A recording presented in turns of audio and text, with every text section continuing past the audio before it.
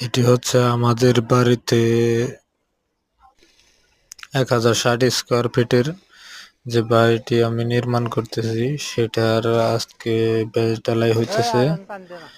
এখানে আসলে আগে হচ্ছে নিচে 3 মিলি আরসিসি ঢালাই করার পর চতুর্দিকে পলি দিয়ে আসলে করা হয়েছে। 3 ফিট করে ঢালাই চলতেছে, ওই যে দেখছেন লেবাররা ঢালাই নিয়ে আসতেছে আর কি। এটাই হচ্ছে, তো এই হচ্ছে কাজের অগ্রগতি। আপনাদেরকে আস্তে আস্তে সব জানিয়ে দেওয়া হবে কোনে কি করতেছি না করতেছি।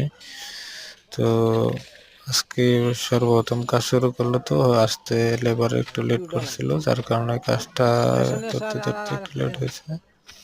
তো এই পর্যন্ত কাজের অগ্রগতি আস্তে আস্তে সব দেখাবো।